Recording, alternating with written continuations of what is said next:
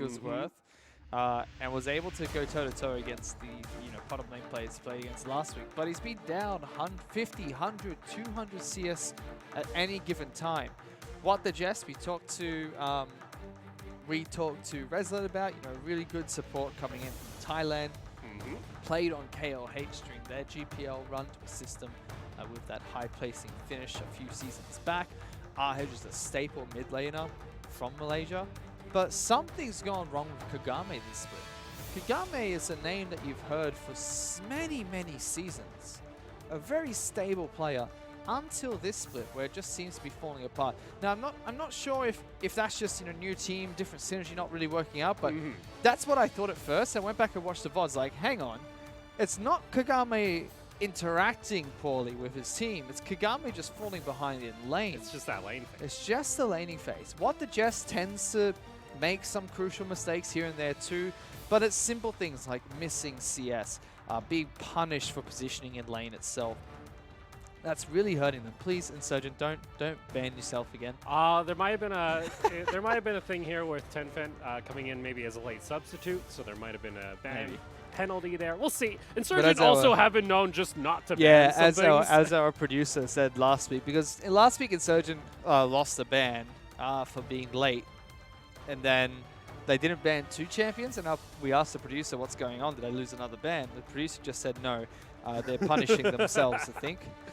But it seemed, they were able to get their second ban at least. It makes me kind of sad here with Win as we take a now look toward the ban phase here. We're already banning out the Sivir, which we saw actually last week. It was a good champion for Kagame. It's good.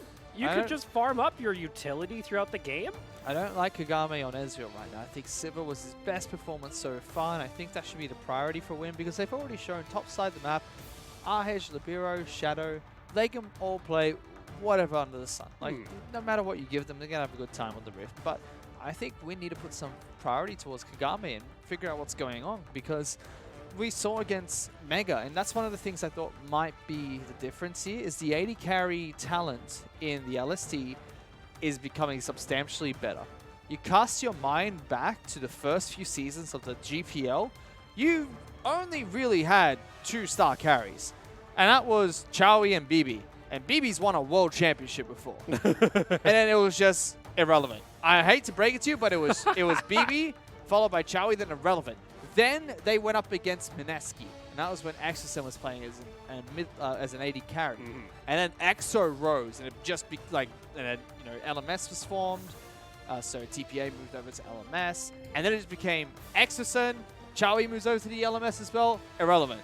So it's always been like a really top-heavy pool of AD carries in the LST. You've always had like 2 to 3 good, 1 to 2 good AD carries, and then everyone else was just bullied around. But now you think of it, Duel just joined the league. He's playing magnificently.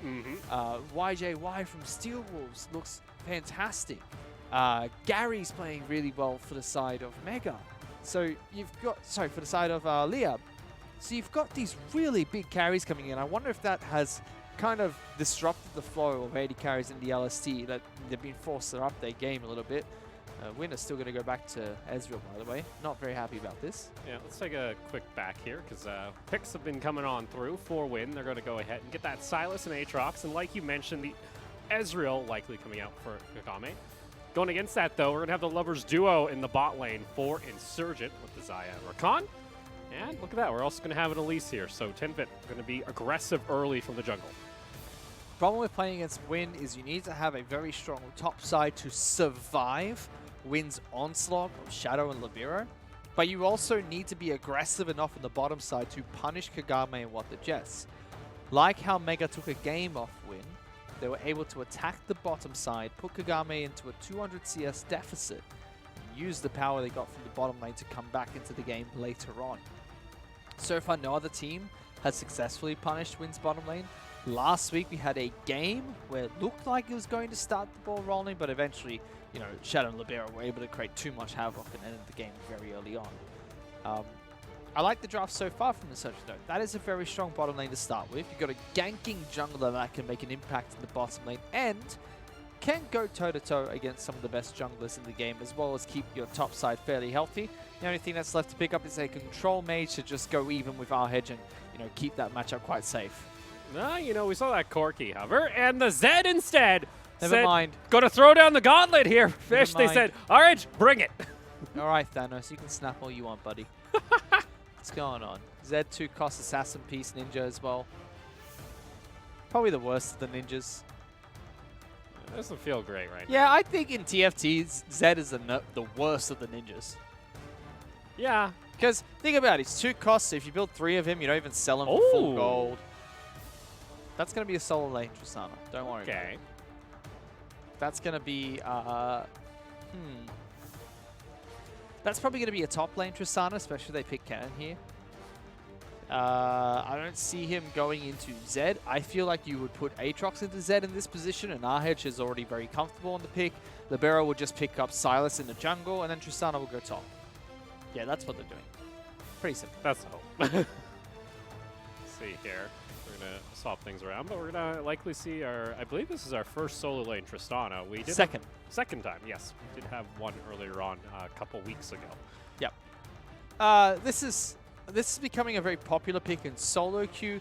Not so much in competitive, but the competitive meta for the past year, maybe 2 years, has been all over the place. You never really know what is the meta. But Tristana is just very strong in solo lanes. You can take Demolish, you have good tower pushing, so away. I'm getting jumbled up with words. Let's just get into the game, then we can talk about Tristana. Let's go ahead then. Screw it! Go down. Doing it live! Win on the blue side, Insurgent on your red star to start things off here for our Friday night LST action.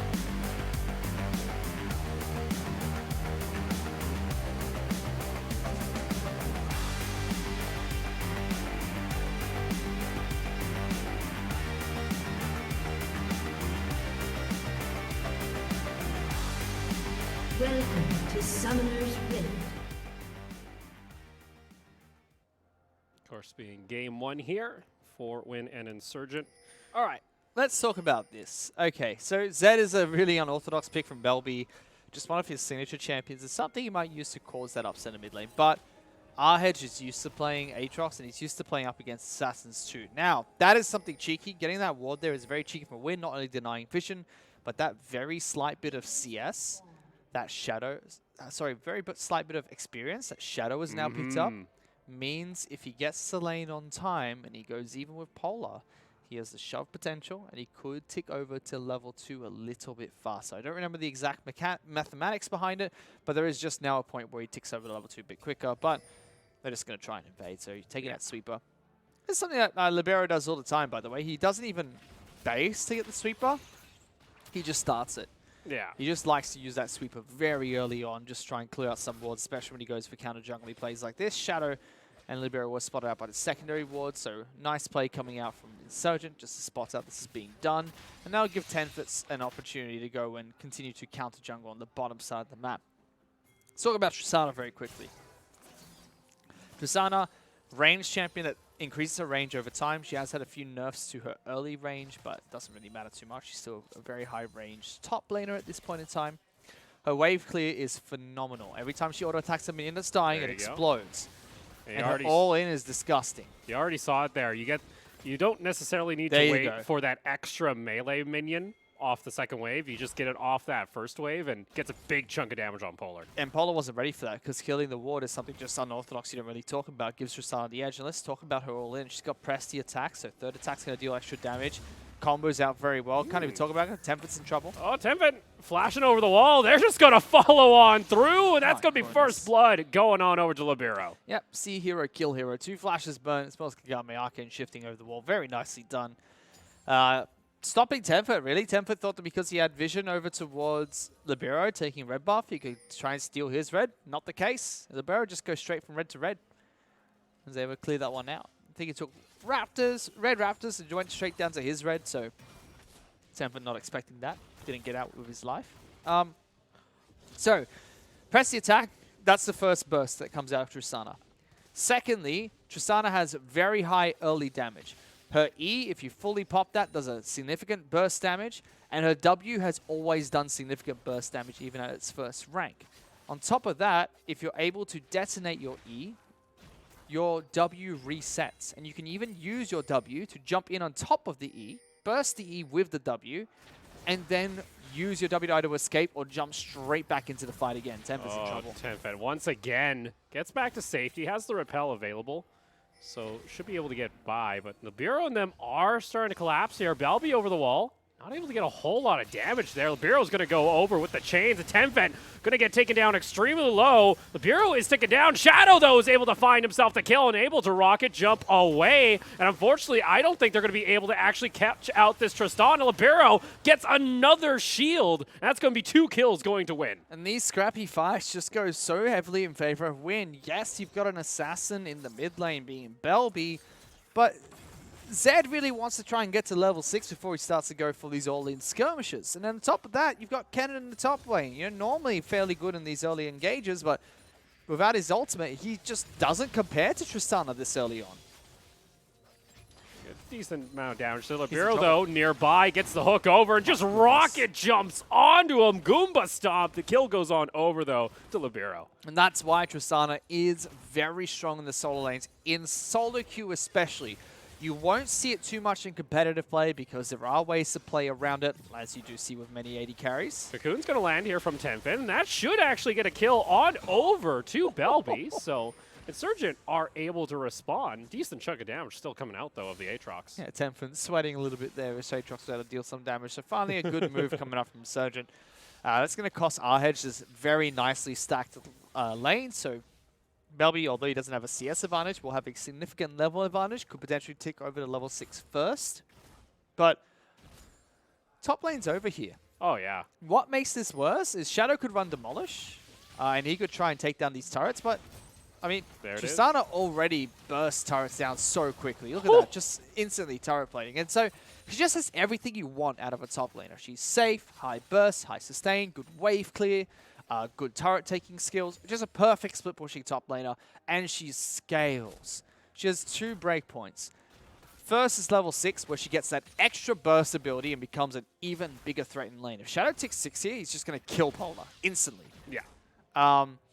Second of which is when she gets her 2-3 item spike. That's when Tristana becomes a late game AD carry, and you can just run her like a secondary hyper carry. She's always been very good in late game because of her massive range. And we saw it also with that first turret plate there as well. It's a bit of a cheeky interaction because if you're able to get the demolition proc on top of that bomb, if they both go off before that turret plate goes through, you actually get the full damage and it doesn't get mitigated from that first turret plate. So every time he keeps resetting that wave, resetting that counter on the turret buff, he's going to still just get massive chunks of damage. Pretty sure it's bugged. Well, right. Interactions. It's a Interaction. feature. It's a feature. Polar's oh, dead no, here. Polar. Goodbye. Polar. Don't do it, bud. See oh, ya, you're buddy. too far forward. Oh, the knockback comes out from Shadow, but he's got another jump. Once you get those resets, it's near impossible to escape. And Shadow gets a solo kill. Shadow didn't even hit his first jump, by the way. No. Polar just walked so far forward, but you just see how easy it is to get those kills with Tristana right now. Pretty ridiculous. Polar can't do anything topside. He's also AD cannon, which means he's not going to have the burst to just try and shut him down before the auto attacks come out. Shadow, especially with press the attack, means once he hits those 3 auto attacks, even his sustain damage will hurt more and more over time. Yeah, you're heavily, disgusting. With this build too, you're heavily relying on your Elise to be the one applying magic damage during these fights. Yeah, and there's no other magic damage dealers. And if Tenfen is just getting shot down immediately here, he's just going to be a cocoon bot at the end of the game. He's not going to be doing enough damage. He saw another chunk of damage coming out there on Shadow, so he's able to get himself the 3rd turret plate here. It's not looking too good here up in this top lane. Tenfen does get level 6 here, and going to start up the Ocean Drake. Try and get an objective back in their favor. Gotta be careful, though. Libero is nearby, clearing out one of his camps. Free dragon. Oh. I think Libero wants to go for the gank. Yeah, Libero's not so scared about this dragon. Tampa can have it. Picks up the Ocean, so that's going to be the first dragon of the game going over to Insurgent. We also see Polar getting some deep vision down here toward the top side. Tenfen's actually forced to flash away. Polar might be going here for a gank, but Orange is perfectly fine. If anything, he's going to turn this one around. They both come down with the whips and the swords, and the dunks are there. Libero picks up the kill. Yep, that was just a cool head coming up in my head. Sees the cannon, just says, you know what, here's some Infernal Chains. You come back here, free kill for us. That's top lane turret broken too. Oh, no. And winner on track for a 20-minute game here. They're already 3,000 gold ahead, 8 minutes in. Top lane is out of control. No teleport available for Cannon. No ultimate available for Cannon. He's 2 levels behind Shadow. Shadow is 30 CS up in this top lane. Got a Bork already. Yeah, this game's very difficult. Very difficult for Insurgent to come back from. Because even if Elise comes top lane for a gank, I think that Shadow is strong enough to take both of them down. Right, we have Tempest down in the bot lane. Just trying to apply pressure here. It's the only lane that really Insurgent has been able to get an advantage in. They're trying to force a turret because they've got 3 people down here. They could try and force a dive, and with their brute force, they could try and take a turret because they already lost top lane. But top lane, Win are doing what Win always do, is if they're going to take 1 turret, you bet they're going to go for number 2 no matter what. They're doing exactly that. They've got Tristana with Demolish. They can take number 2, and they don't even get the bottom lane turret. Oh, no. Polar's dead. This could be an inhibitor if you don't go back to base. Someone has to go back here. They're just going to lose second tier tower. And with that, Shadow's just going to go into a different lane now. He'll just happily switch down to bot lane. Things are not looking too good here for Insurgent. They do at least trade back 1 tower, but it's still a 4,000 gold lead in favor of Win here so far. It's okay, though. You know that it's still a Win game because Kagame is still behind by 34 CS. And that's what we mentioned. You pick this Ezreal, you're pretty much giving up lane, it seems, for this team. And you're heavily relying on Shadow and Libero to have to carry the rest of the map. We do see Rift Herald, though, is started pretty much on cue here from Win. Once they take down that first tower, usually they prioritize and want to try and take that elsewhere and maybe crack open a first-tier tower in mid. Once that's down, push in the wards, and then really just kind of starve out the opposing team. That's kind of the playstyle we see from Win almost every game.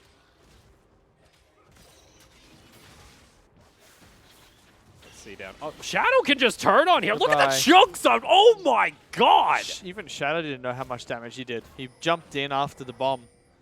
Oh, he got a BF sword on the last back. Yeah, no, those auto attacks do chunks. They're not a little bit. Turn on that Q, put down the bomb. That's pretty much 1,000 damage coming out there.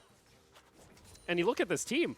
Insurgent, like, don't necessarily need the Bork there. That's just the sustain for the Tristan. You're not really going against any tanks. You're just there, getting extra damage. More than double the gold that Polar has. It's pretty disgusting. And like we mentioned, Belby, he's going to try and go toe-to-toe, actually, with Shadow. They need the gank going in, but they've got this gank if they play it right. But look at this. Tries to jump away. He tried to cheese. He gets another jump, and he's able to get the 1v1 kill in the end. At least the shutdown does go the way of Belby, but just so much damage coming out from Tristana. You can't really do anything. Now it's mid lane Harold coming down as well, or Helga. With that, that's going to be another 2 turret plates going over to the team. They're looking for a fight. Teleport coming in from Polar. Let's see here. Polar does have ultimate available. Martin's going to go in for the engage. Cocoon does land. Here's Polar, though, into the back line, but isn't able to find the stuns in time. Only delayed the rest of Win from rejoining in onto the fight. What the Jess and Kagame were, again, isolated toward the side, but they're not able to find any kills, and the tower's still going to go down. Re-engage. Libero just instantly taking him down. Belby doesn't have ult for this, so I don't think he's able to clean up any kill. Polar is also an AD cannon. Ulting like that's not going to get you too much besides trying to get those stuns. Doesn't even have his first item complete here. That was nice, though. Kagame and What the Jess both understanding they need to split from their team, so Kagame immediately uses his flash as well as his arcane shift to get behind Brom, get away from the cannon ultimate. But Insurgent kind of moved a bit weird there. They tried to engage before Cannon got there, so Cannon couldn't lock everyone down together. And there's just no realistic way for Polar to do anything without stopwatch or ability power. Yeah, like you mentioned, he can get on these squishy members, but again, you're going to have some trouble. Belby, it's a bait. Don't do it, but still, look at the damage. That's 150 damage from just a single auto already at 13 minutes. Tempest's in trouble. Let's see. Oh, jeez! The Elise gets eradicated. That's going to be the Braum actually picking up the kill there, as What the Jess finishes off with the Winter's Bite, and Shadow can just move on forward, puts down the bomb, and once again takes a tower. Yeah, I think I can call it. This is a sub 20-minute game here, Opal. We'll see here. I think if Win don't sub 20-minute this game, they're doing something wrong. For Insurgent, it wouldn't be at least taking a perfect game like the Steel Wolves series we saw last week. They have been able to at least take down a tower, you know, trade a kill here and there. And it's the 2 kills on the player that we expect them to be on Belby. Yeah. Tenford hasn't impressed me too much. I mean, he's coming as a substitute. I don't see any sort of immediate impact, but again, you're against Libero. It's difficult to have immediate impact. Libero just reads junglers like a book. Woo. It's a perfect turret plate game. That's an extra 2,400 gold. It's Infinity Edge picked up by Tristana. Oh no. That's a Infinity Edge Bork at 14 minutes. Yep. With boots. Yep. And and a dagger. That's too much gold. At this point, like you mentioned, you're going AD cannon, so you're not going to turn a fight or anything with the ultimate anytime You've got no soon. one that can now go against Shadow. Shadow just has the tools to deal with both Zed as well as cannon and take turrets, so you can't fight him anymore. You bet if he sees Belby, Shadow could jump on him. Because Belby doesn't have the burst to kill him right out, and Shadow's got the ultimate to try and knock him away. Belby going to try and use the ultimate there, but instantly shoved away. Just so simple. No one can fight Shadow anymore. He's too far ahead of the curve. And the worst thing about Tristana is Tristana only has a bad mid game, which is being. This is just being. This is just disgusting. What the heck was that? That's a dead spider. Tenfin going to get caught out in the jungle right now. Unfortunately, it looks like the writing's on the wall here for Insurgent. Win now sit at a 9,000 gold lead at 15.5 minutes. A lot of the comeback strategies we'll be looking at here for Insurgent. You know, you're going to have to wait so long into the game at this point. And knowing Win, they're going to continue to shove in these towers. Polar's going to try and go for it. No, look Polar's how dead. little damage he does. Shadow is going to flash on top of him. He even gets the crit. And oh my lord, Shadow gets another one. Why would you try that? As soon as that turret's about to go down, you're just dead if you stay close to Tristana. Don't even try. You can see Polo immediately knows. He flashes away. The first auto attack comes out.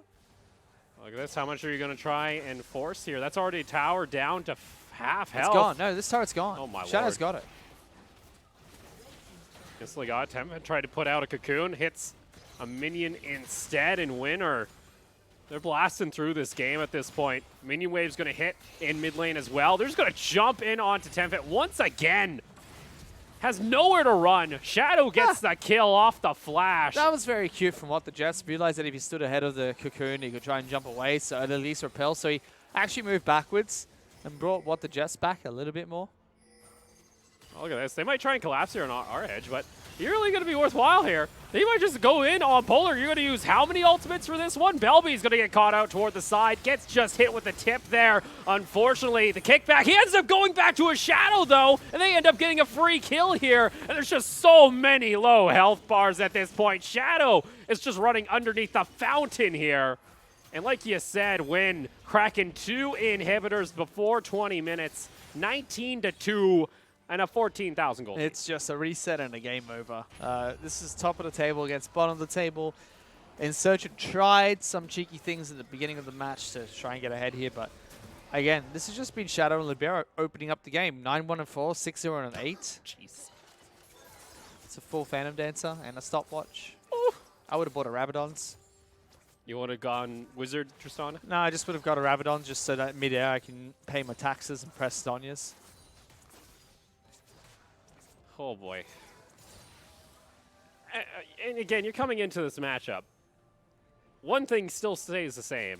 And again, it's this Ezreal pickup. It's Kagame in his lane. Technically, the lane's been over, but he doesn't have to worry. Look at this. Look at this teleport coming up from Tristana right on top of Zed's face. Oh, jeez. He even leaves his shadow behind. He's like, nope. Yeah, at this point, like even if Belby got the jump on him. You can't do anything. Yeah. As if you're Insurgent, it's going to take like a disconnect to win this match. And you're going to hope for one person to disconnect. Not you know what, the Jets to disconnect.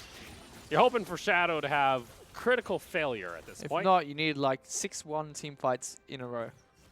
You see Polar down in the bot lane. This poor Kennen. Canada doesn't have one item. Tristana has 3. Oh, there, he just got the Bork, but unfortunately, it's a little too late at this point. You're going to lose all 3 of your inhibitors as Insurgent. And now they're going to press through and see where they can go for. 4-win, just going to continue to press here.